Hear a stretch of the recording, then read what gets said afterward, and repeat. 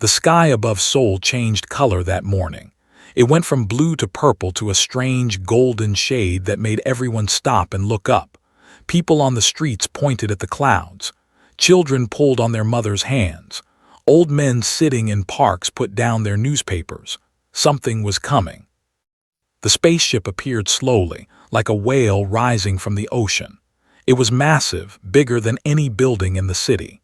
Its surface was smooth and white, with golden lines running across it like rivers of light. The ship made no sound as it moved through the air. It simply floated down toward the ground, gentle as a leaf falling from a tree. Watch from his post near the government building. He was a security officer, young and quiet, with a serious face and calm eyes.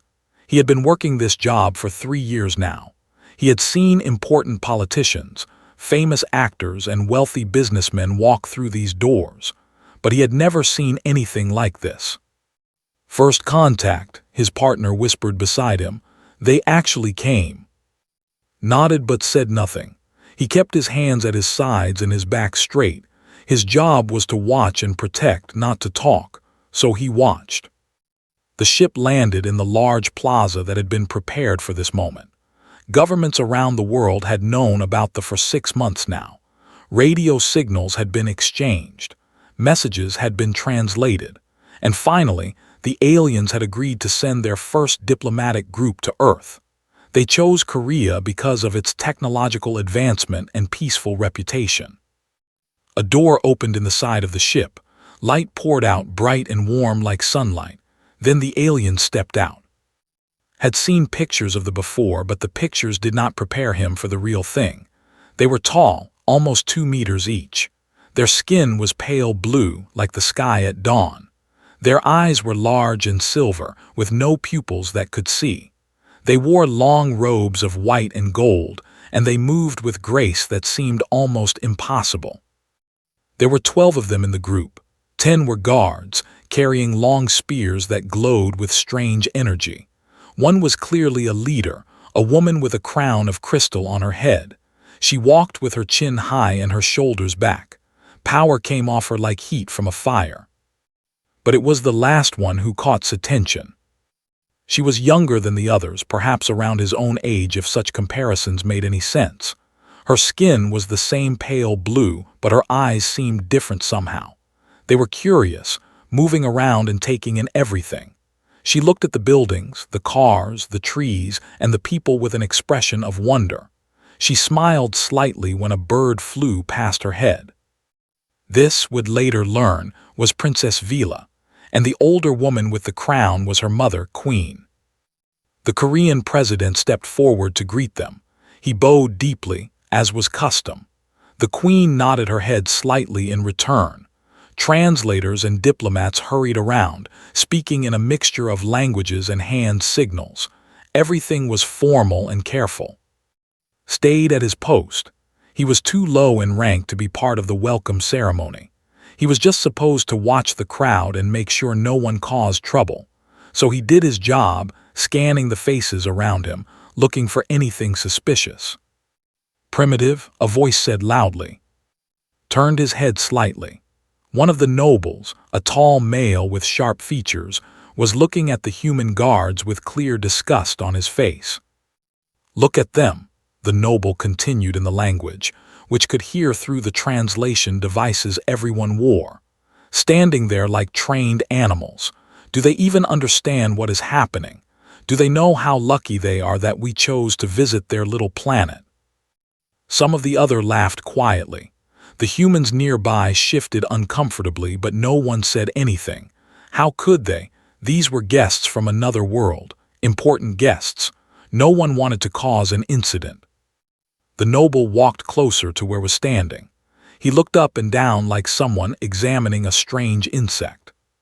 "You there," the noble said. "Human, do you understand me?" Looked straight ahead, his face showed nothing. "Yes, sir, I understand you." "Sir," the noble laughed, "at least they know their place. Tell me, human, what is your purpose here? Are you decoration? Or do you actually think you could protect anyone?" Remained still. His heart was beating faster now, but he did not show it. I am here to ensure the safety of all guests, sir, including you. The noble moved even closer. He was taller than by almost a head. He looked down at the human with cold silver eyes. Safety, he repeated. From what? From whom? We could destroy this entire city with one ship. We could end your civilization before your sun sets. What could you possibly protect us from? Finally looked up. He met the noble's eyes directly. When he spoke, his voice was quiet but steady. Perhaps from making mistakes they might regret, sir. The noble's eyes widened. For a moment thought he had gone too far. He expected anger, maybe even violence, but then something unexpected happened. Princess Vila laughed.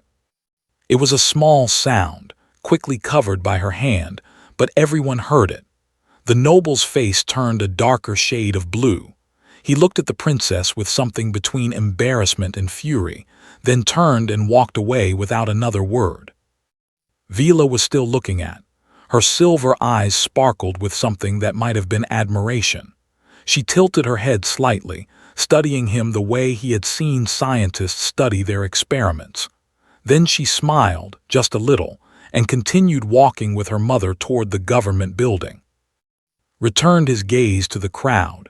His heart was still beating fast, but he forced himself to stay calm. He was just a security officer. That princess was from another world, from a civilization that could travel between stars. She would forget about him by tomorrow. But Vila did not forget. That night in the grand room prepared for the royal family, Vila stood by the window and looked out at the city lights. Seoul was beautiful at night, full of colors and movement and life. So different from the cold, perfect cities of the... "You are quiet tonight," Queen said, sitting on a chair made of human wood which she found rather charming. "What are you thinking about?" Vila turned to her mother. "The humans," she said, "they are interesting." "Interesting?" The Queen raised one eyebrow. "They are primitive, child. They have only just learned to leave their own planet. Their technology is centuries behind ours. They are terribly short. What could possibly be interesting about them?" Vila thought about the security officer. She thought about how he had stood there while Lord insulted him. She thought about how he had not shown fear, had not shown anger, had only shown calm. And when he had finally spoken, his words had been sharp but controlled. "I am not sure yet," Vila admitted, "but I want to find out." Queen laughed softly and shook her head. "You have always been curious, my daughter. Very well. We will be here for 30 days. Observe the humans if you wish. But do not forget why we are here. We need their planet's location for trade routes. Nothing more." Vila nodded obediently, but in her heart, she was already making plans. She wanted to know more about this strange species. She wanted to understand what made them different from every other race they had encountered. And most of all, she wanted to know more about the quiet human with the steady eyes who had made Lord walk away in shame. His name, she learned that night, was, and she decided she would be watching him very closely. For the next 2 weeks, Princess Vila found reasons to be wherever was working. She told her mother she was studying human architecture. She told her guards she was observing human security methods. But the truth was simpler than that. She was watching one human in particular. Vila was careful about it. She used small flying devices, no bigger than insects, to follow without being seen. The technology was common on worlds, used mostly for surveillance. Here on Earth, no one noticed the tiny metal objects floating silently through the air. At first, she was not sure what she was looking for. They had studied thousands of species across the galaxy. Most of them were boring, just animals with different shapes. Some were dangerous and had to be contained. Some were useful for labor or trade. Humans seemed to fit somewhere in the middle, not remarkable in any way that mattered. But was different. Or maybe all humans were different, and Vila was only beginning to understand why. The first thing she noticed was on the 3rd day. Was walking home from work when he heard screaming. A car had crashed on the side of the road, and flames were starting to rise from the front. People were gathering, pointing, taking out their small devices to record what was happening, but no one moved to help. Moved. He ran toward the car without hesitation. The flames were getting bigger. The heat was intense, even from a distance, but did not stop. He reached the door and pulled on it, but it was stuck. He pulled harder. The metal groaned and finally gave way. Inside was a woman, unconscious, and a small child crying in the back seat. Grabbed the child first, passing her to someone in the crowd. Then he went back for the woman. By now, the flames had reached the inside of the car. Smoke was everywhere. Coughed, his eyes watering, but he kept working. He pulled the woman free just as the car exploded behind him. The force knocked him forward. He rolled on the ground, shielding the woman with his body. When the fire died down, stood up slowly. His uniform was burned. His hands were red and painful, but he was alive, and so was the woman. People cheered and clapped. Some called him a hero, but just shook his head and walked away. He did not want attention. He did not want praise. He had simply done what needed to be done. Vila watched this from her small device, her silver eyes wide with surprise. On worlds, such risks were considered foolish. Why would someone endanger themselves for a stranger? It made no logical sense.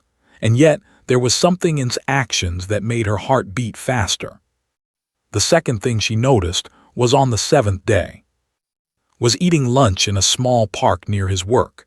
He had a box of rice and vegetables, simple food that he had prepared himself. An old man sat on a bench nearby, thin and dirty, clearly without a home. The old man was looking at the ground, trying not to be noticed. Looked at the old man, then he looked at his food. Without a word, he stood up and walked over to the bench.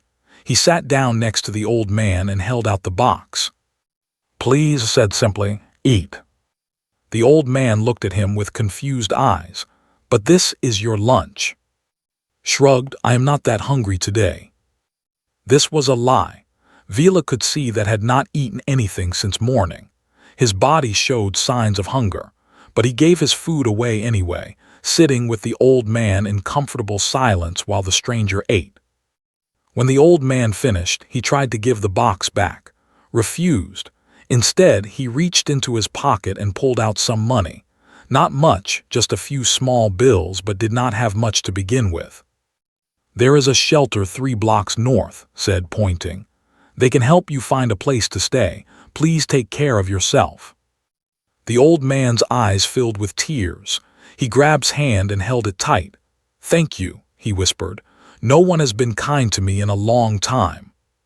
Smiled, just a small smile, but genuine. Everyone deserves kindness. Then he stood up and went back to work, his stomach empty but his heart full. Vila did not understand. They had eliminated poverty centuries ago. Everyone had what they needed because it was efficient, but there was no kindness in it, no personal connection. It was simply how the system worked. What had done was different.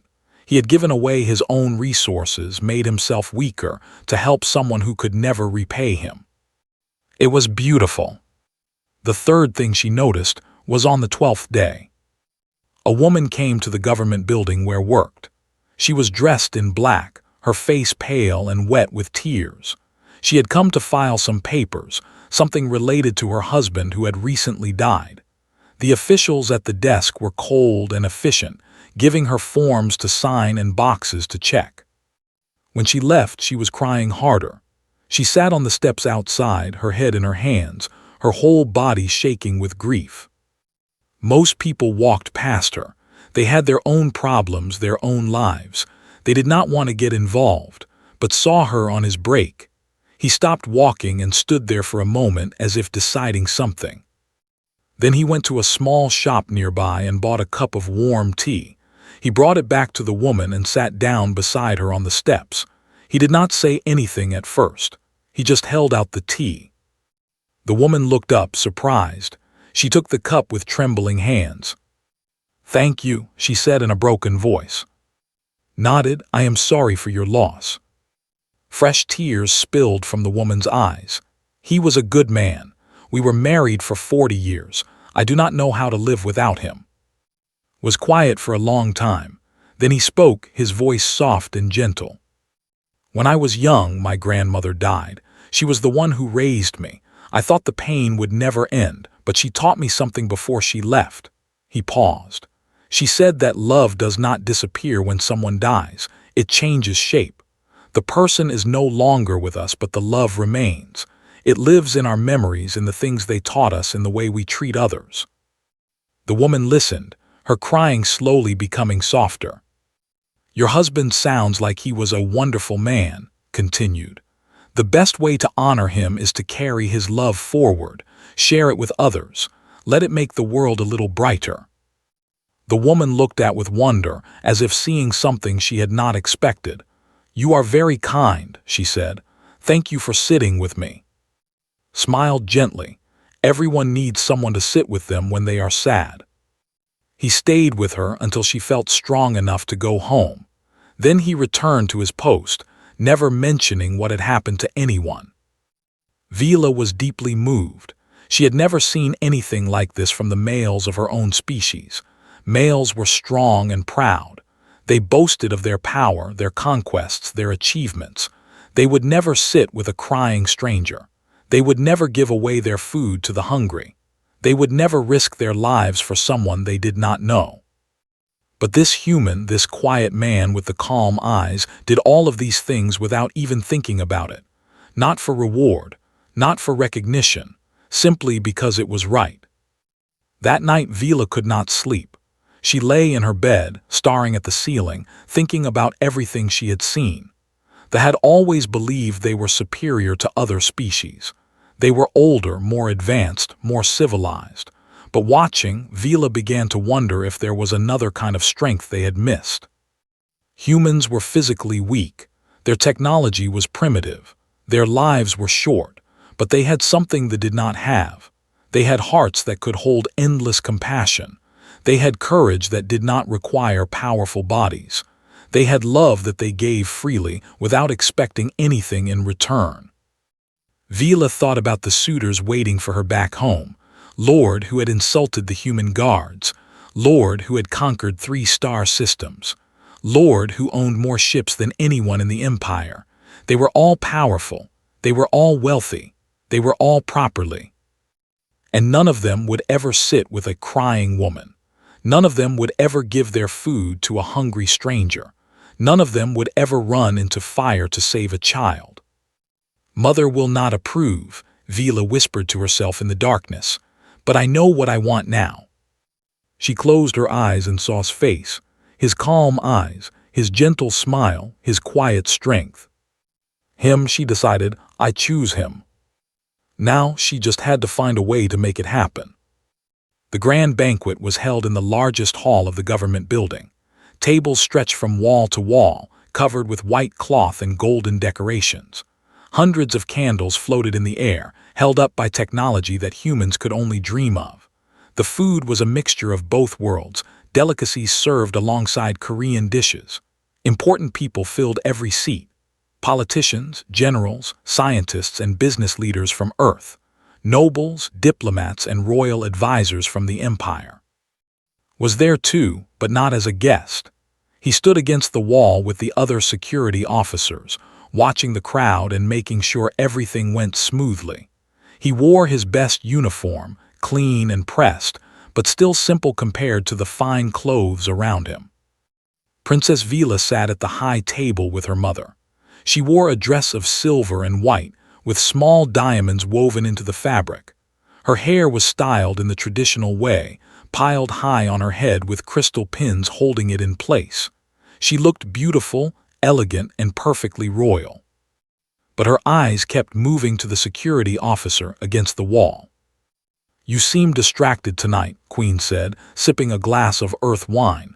She had developed a taste for it during their stay. "Are you not enjoying the banquet?" Vila turned to her mother with a practiced smile. "I am enjoying it very much, mother. The human food is quite interesting." Queen nodded, pleased. They do have some simple pleasures worth appreciating, though of course nothing compares to home. She set down her glass and looked at her daughter with serious eyes. Speaking of home, we must discuss something important. Vila's heart began to beat faster. She knew what was coming. You are of age now, the queen continued. You have been for some time. The council is impatient. They want to know when you will choose a husband. Mother, I know you have been reluctant, Queen said, holding up a hand. You say you have not found the right one, but there are many suitable males waiting for you. Lord comes from one of the oldest families. Lord is a war hero. Lord controls half of our trade routes. Any of them would be an excellent match. Vila's hands tightened in her lap. I do not love any of them. Love. The queen said the word like it was something strange. Love is a luxury, child. We are royalty. We do not marry for love. We marry for power, for alliances, for the good of the empire. Is that how you chose my father? Queen's face softened for just a moment. Your father was different, but those days are past. What matters now is your future and the future of our people. She waved her hand toward the crowd. Tonight at this banquet you will announce your choice. I have brought all 3 suitors here for this purpose. Choose one of them, Vila. It is time. Vila looked at the 3 males sitting at nearby tables. Lord was laughing at something, probably making fun of the humans again. Lord was showing off his military medals to anyone who would look. Lord was counting something on a small device, likely calculating his profits. None of them noticed the crying woman on the steps. None of them would give away their lunch. None of them would run into fire. Vila took a deep breath. Very well, mother, I will announce my choice tonight. Queen smiled with satisfaction. Excellent. The ceremony will be at the end of the meal. All eyes will be on you. Make the empire proud. The meal continued. Courses came and went. Speeches were made about peace and cooperation between worlds. Everyone clapped at the right moments and smiled at the right times. But Vila barely tasted any of it. Her mind was racing, planning, preparing for what she was about to do. Finally, the moment came. Queen stood and addressed the crowd. Friends from Earth and honored guests from our empire, she said, her voice carrying across the hall. Tonight is a historic occasion. 2 civilizations, once strangers, now coming together in friendship. And what better way to celebrate than with news of another union? The crowd murmured with interest. The nobles leaned forward in their seats. My daughter, Princess Vila, has reached the age of choosing, the queen continued. And tonight, before both our peoples, she will announce the male she wishes to take as her husband. All eyes turned to Vila. She stood slowly, her silver dress catching the candlelight. Her heart was pounding so hard she could hear it in her ears, but her face remained calm, just like she had been taught. Thank you, mother, Vila said, her voice clear and steady. As you say, this is a historic occasion, a moment when 2 worlds come together. She paused, looking around the room. In my time on Earth, I have learned many things. I have seen the humans' technology, their art, their culture, but more importantly, I have seen their character. The nobles shifted in their seats. This was not the traditional speech. They have always valued strength, Vila continued. We admire those who conquer, who dominate, who rise above others, but the humans have taught me that there is another kind of strength, a quiet strength, the strength to be kind when kindness costs something, the strength to help others without expecting reward, the strength to face danger not for glory but for love. Queen's face was growing pale. Vila, what are you doing? Vila ignored her mother. She stepped down from the high table and walked into the crowd. People moved aside to let her pass. She walked with purpose, her eyes fixed on one point in the room. Saw her coming. His heart stopped. Surely she was not, she could not be. Vila stopped directly in front of him. She looked into his eyes, those calm, steady eyes that she had been watching for 2 weeks, and she smiled. This is the man I want as my husband, Mom, she declared, turning to face the queen and pointing at him. The silence that followed was deafening. No one moved, no one breathed. Even the floating candles seemed to freeze in place. Then chaos erupted. Lord jumped to his feet, his face dark with fury. "This is an outrage. You cannot choose a human." Lord slammed his fist on the table. "A common guard. Have you lost your mind?" Lord just laughed, cold and mocking. "Surely this is a joke, a very poor joke." But Vila did not waver. She stood beside, her head high, her eyes fierce. "It is no joke. I have made my choice." Queen walked slowly toward them. Her face was unreadable, a mask of royal composure. She stopped in front of and looked at him for a long moment. "You," she said, "do you know who I am?" Bowed his head respectfully. "Yes, Your Majesty, you are Queen of the Empire." "And do you know what my daughter has just done?" "She has honored me beyond anything I could ever deserve," said quietly. Queen raised an eyebrow. "Honored you? She has thrown the traditions of 1,000 generations into the fire. She has insulted every noble family in our empire. She has chosen a creature who will be dead before our children are fully grown." Her voice grew harder. "And you think this is an honor?" Met her eyes without fear.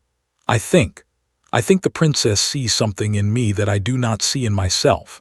I do not know why. I am just a simple man. I have no power, no wealth, no great achievements. But if she believes I am worthy, then I will spend every moment of my short life trying to prove her right." Vila's heart swelled with warmth. She reached out and took his hand. His fingers were rough from work and from the fire that had burned them when he saved that child. But to her, they felt perfect. "Mother," Vila said softly, "I know this is not what you wanted. I know it goes against everything we have been taught, but I have watched this man. I have seen what he does when no one is looking. He gives without taking. He helps without asking. He loves without conditions." She squeezed his hand. "They have conquered the stars, but somewhere along the way we forgot these things. I want to remember them. I want my children to know them." Queen was silent for a long moment. The whole room waited, holding its breath. Finally, the queen spoke. "Tradition requires any suitor to prove his worth. This applies to aliens as well as our own kind." She looked at the three noble lords. "You three have challenged this human by your objection. By law, you must test him." Lord grinned with cruel satisfaction. "With pleasure." Vila stepped forward. "Mother, no." "Silence." Queen's voice was ice. "You have made your choice, daughter. Now your human must earn it. If he survives the trials, I will consider his worthiness. If he does not." She let the words hang in the air. Squeezed Vila's hand once, then let go. He stepped forward and faced the queen with that same quiet calm that had drawn Vila to him in the first place. "I understand, Your Majesty," he said. "I will face whatever trials you require." "You will die," Lord spat. Looked at him and smiled slightly. "Perhaps, but I have faced death before, and I have learned that there are things worth dying for." He turned to look at Vila, and his eyes were warm. "She is one of them." The trials were to be held in a massive arena that they constructed overnight. Their technology made it possible. Metal and crystal rose from the ground like a living thing, forming walls and platforms and observation decks. By morning, a stadium that could hold thousands stood where there had been only grass before. Humans came from all over the city to watch. They had heard the news about the alien princess who chose one of their own. Some thought it was romantic. Some thought it was insane. But everyone wanted to see what would happen next. Stood in the center of the arena, wearing simple training clothes. He had refused armor when it was offered. "It will only slow me down," he had said. The officials had looked at him with pity. The warriors he would face were twice his size and 10 times stronger. Armor would not save him anyway. Vila sat in the royal box with her mother. Her hands were clenched so tight that her nails drew blood from her palms. She wanted to stop this. She wanted to run down there and take away from all of this. But she could not. The laws were clear. The challenge had been made and it had to be answered. "He will not survive the first trial," Queen said calmly. "You should prepare yourself for that, daughter." Vila said nothing. She just watched standing alone in the arena, small and fragile and human. But not afraid, never afraid. The first trial was against Lord. He entered the arena to cheers from the spectators. He wore armor of black metal, and he carried a blade that hummed with energy. One touch from that blade would burn through flesh like paper. "Human," said as he approached, "I want you to know something. I am not going to kill you quickly. I am going to make you suffer. I am going to make the princess watch while I take you apart piece by piece." Tilted his head slightly. "You talk a lot." His face twisted with rage. He charged. That was fast, faster than anything had ever faced. The blade came down in a blur of light, threw himself to the side, rolling across the ground. He felt heat on his skin as the weapon passed inches from his body. Did not stop. He attacked again and again, each strike meant to kill or maim. Dodged and ducked and rolled, using every bit of speed his human body could produce. He was not trying to win. He was trying to survive. And he was watching. Every fighter had patterns. Every warrior had habits they did not notice, had learned this in his training. He had spent years learning to see what others missed. And now, even as he ran for his life, he was studying. He always pulled his blade back before a downward strike. He always stepped with his left foot when he moved right. And he was getting frustrated. His attacks were becoming wilder, less controlled. Waited for his moment. It came when raised his blade high for a finishing blow. He was so confident, so sure of his victory. He did not expect the human to move toward him instead of away. Dove low under the raised arm and swept his leg at its feet. There was off balance from his own attack. He stumbled, falling forward, and grabbed his arm as he went down. Using his own weight against him, twisted and threw the larger warrior to the ground. Before could recover, picked up a handful of sand and threw it into the silver eyes. Screamed, clawing at his face. Did not hesitate. He grabbed the energy blade from his hand, turned it around and pressed it to the noble's throat. The arena fell silent. "Yield," said quietly. Snarled, but he could feel the heat of his own weapon against his skin. This is not possible." "Yield," repeated, "or I will show you that humans can be just as ruthless as when we need to be." For a long moment nothing happened. Then's body went limp. "I yield," he whispered, the words tasting like poison. Stepped back and dropped the blade. The human crowd erupted in cheers. Some of the spectators looked at each other with shock. A human had beaten one of their warriors. It should not have been possible. But it had happened. The second trial was against Lord, the war hero. He did not make the same mistake as. He did not underestimate his opponent. He studied carefully before the fight began, noting how the human moved, how he breathed, how he balanced his weight. "You are clever," admitted, "but cleverness will not be enough against me. I have fought 100 battles against 100 different species. I know every trick there is." Nodded respectfully. "Then I will have to find a new one." The fight was different this time. Did not charge. He moved slowly, carefully, keeping his distance and using his longer reach to control the space. Every time tried to get close, pushed him back with precise, powerful strikes. Minutes passed, was getting tired. His human body could not maintain this pace forever. Knew it. He was waiting, patient as stone, for to make a mistake. So made one on purpose. He stumbled just a little, pretending that his legs were giving out. Eyes flashed with opportunity. He lunged forward, sword aimed at its heart. But the stumble was a trap. Had positioned himself near the edge of the arena, where the sand met the metal wall. As came at him, jumped, pushing off from the wall behind him. He flew over his head, twisting in the air, and landed on the warrior's back. Before could react, wrapped his arms around his throat. They were strong, but they still needed to breathe. Squeezed with all his strength, cutting off the air. Thrashed and struggled. He tried to reach back and grab, but the human shifted and moved, always staying out of reach. Seconds felt like hours. His movements became slower, weaker. His face turned a darker shade of blue. Finally, he collapsed to his knees. "Yield," gasped, his own body exhausted.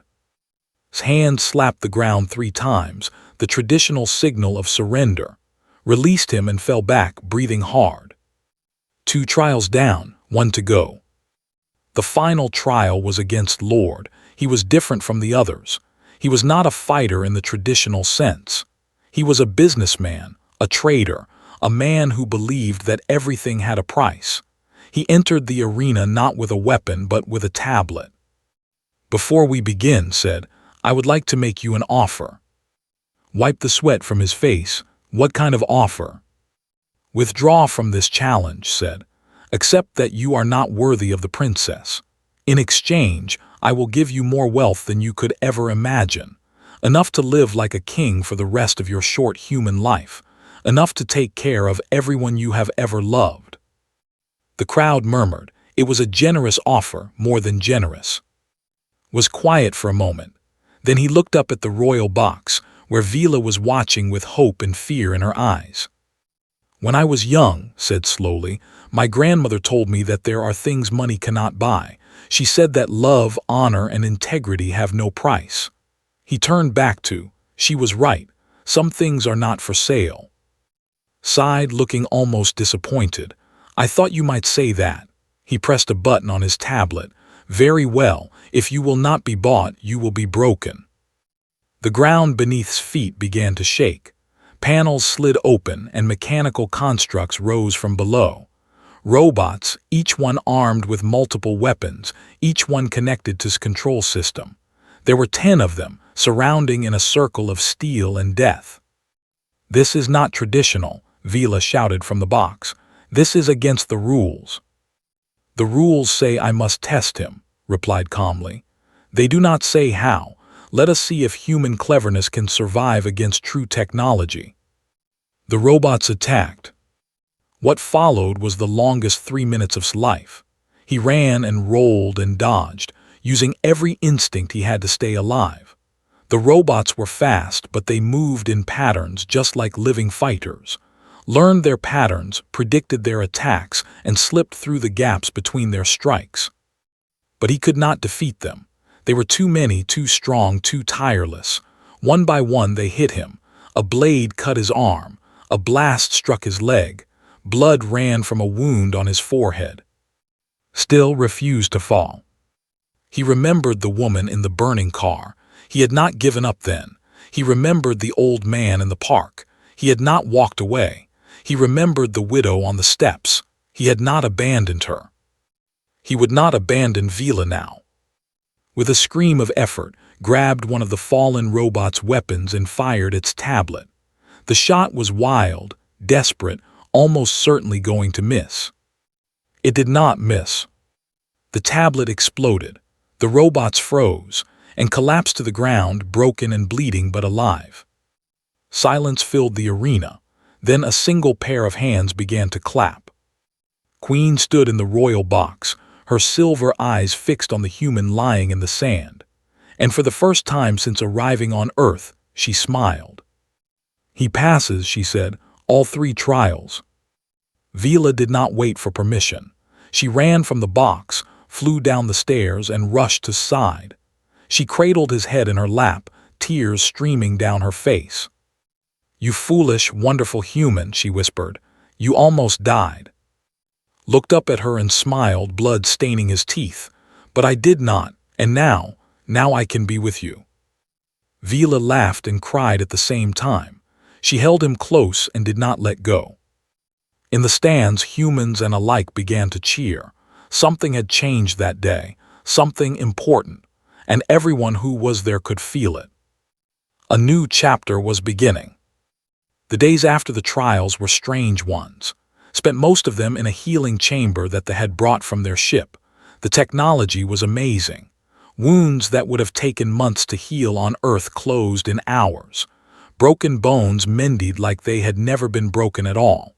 By the 5th day was walking again, and by the 7th he was almost completely recovered. Vila visited him every day. She brought him flowers from both worlds, earth roses and crystals that sang when the light touched them. She told him stories about her home, about the cities that floated in the clouds and the oceans that burned with beautiful fire. And she listened to his stories in return, about his grandmother, about his childhood, about the simple life he had lived before everything changed. "Are you scared?" she asked him one evening, "about what comes next?" Thought about it for a moment. "A little," he admitted. "I do not know anything about being royalty. I do not know your customs, your languages, your history. I am just a security guard from Seoul." Vila took his hand and held it gently. "You are more than that. You are the man who runs into fire, the man who gives away his lunch, the man who sits with crying strangers. Those things matter more than knowing which fork to use at dinner." Laughed softly. "There are different forks." "At least 7, Vila said seriously, "but I will teach you." On the 10th day, Queen came to visit alone. The nurses and attendants left the room, giving them privacy. The Queen sat in a chair beside his bed and looked at him for a long moment without speaking. Waited. He had learned that with royalty, it was better to let them speak first. "I have been thinking about you," the Queen finally said. "About what you did in the arena, about what my daughter sees in you." "And what have you concluded, Your Majesty?" Queen tilted her head, a gesture very similar to one Vila often made. "When I was young, I believed that strength meant power, the ability to crush your enemies, to control resources, to make others fear you. This is how I was raised. This is how I raised my daughter, and yet she chose you, a creature with none of these things." She stood and walked to the window, looking out at the human city below. "At first I thought she was being foolish, romantic fantasies from too many human stories, but then I watched the trials. I saw you fight warriors who should have destroyed you in seconds, not with strength or power but with something else, something I did not have a name for." She turned back to face him. "Now I think I understand what it is. Humans call it heart. The will to continue when all logic says you should stop, the choice to give when you have nothing, the courage to love even when love costs everything." Sat up in his bed. "Your Majesty." "We have forgotten this quality," the Queen continued. "Somewhere in our long history we traded it for efficiency, for technology, for expansion across the stars. We became powerful, yes, but we also became empty, cold, alone." She moved closer too, and for the first time he saw something soft in her silver eyes. "My husband, Vila's father, he was different from other. He laughed easily. He cried at beautiful music. He gave away pieces of his collection to visitors who admired them. The nobles called him weak. They said I had made a mistake in choosing him." A small smile crossed her face. "But he was the best decision I ever made. Every day with him was a gift. And when he died, a part of me died with him." She reached out and touched his shoulder gently. "I see him in you, human, that same warmth, that same foolish, wonderful heart. I understand now why my daughter chose you, and I want you to know that I approve." Felt tears forming in his eyes. "Thank you, Your Majesty. I promise I will spend every day trying to be worthy of her." "I believe you will," the Queen said. "And please, when we are alone like this, call me. You are going to be family after all." The wedding was held 2 weeks later. It took place on the plaza where the ship had first landed, now transformed into a garden of wonders. Flowers from 100 worlds bloomed in impossible colors. Music played from instruments that humans had never seen before. The sky itself seemed to celebrate, filled with lights and patterns that the projected for the occasion. Every important person on Earth was there. Presidents and prime ministers, scientists and artists, ordinary people who had traveled from all over the world to witness this historic moment. And beside them sat nobles and diplomats, many of whom had come from distant star systems just for this event. Lord was not among them. He had returned home in shame after his defeat. Lord stood in the crowd, and when walked past him, the warrior bowed his head with respect. Lord watched from a distance, his face unreadable, already calculating how he might profit from this new alliance. Stood at the altar, wearing a suit of white and gold that they had made for him. It fit perfectly, light as a feather but shining like armor. He felt out of place among all this grandeur, but when he looked at Vila walking toward him, everything else disappeared. She was beautiful beyond words. Her dress was made of material that shifted like water, flowing around her body like a living thing. Crystals in her hair caught the light and scattered rainbows across her face. But it was her smile that saw most clearly. That joyful, hopeful smile that had first drawn him to her. The ceremony combined traditions from both worlds. Human vows were spoken, promising love and faithfulness until death. Rituals were performed, binding their souls together across time and space. When it was finally over, leaned in and kissed his bride while billions of beings watched. The cheering lasted for hours. At the reception, Queen stood to give a speech. The crowd fell silent. "Today we witness something unprecedented," she said. "A union between our people and humanity. Some may see this as just a marriage, but I believe it is something much more." She looked at and Vila, who were holding hands at their table. "They have traveled the stars for thousands of years. We have encountered countless species, studied countless civilizations. We have always measured worth by power, by technology, by conquest, and we have always found ourselves alone at the top." She paused, letting her words sink in. "But the humans have taught us something we had forgotten. There is another kind of strength, the strength to be kind, the strength to be humble, the strength to love without limit. These are not weaknesses as we once thought. They are the greatest powers in the universe." The crowd murmured in agreement. "My daughter saw this truth before I did," the Queen continued. "She looked past the surface and saw the heart within. She chose a man who runs into fire for strangers, who gives his food to the hungry, who sits with the grieving. A man who faced impossible odds and refused to surrender, not because he wanted glory, but because he wanted love." She raised her glass high. "To my daughter, Princess Vila, and to my new son, may their union bring our peoples closer together. May their love remind us all what truly matters, and may the galaxy learn from their example." Everyone drank, and then the celebration truly began. Later that night, after the guests had gone and the plaza was quiet, and Vila stood together under the stars, they looked up at the sky, at the countless points of light that represented worlds beyond imagining. "Are you ready?" Vila asked softly. "To leave all this behind, to come with me to places you have never seen?" Looked at his bride, at the woman who had changed everything. "I was ready the moment you pointed at me in that banquet hall," he said. Vila laughed and wrapped her arms around him. "You know, back then I was terrified. I had no idea if you would accept me, if you even wanted any of this." "I was a security guard watching aliens land on Earth," said with a smile. "I definitely did not expect this, but I would not change anything, not a single moment." They stood there for a long time, holding each other, watching the stars. In the years that followed, their story spread across the galaxy. It became legend. The tale of the alien princess who chose a human. The tale of the common man who proved himself worthy of royalty. Species who had never heard of Earth began to seek out humans, curious about this race that could inspire such love.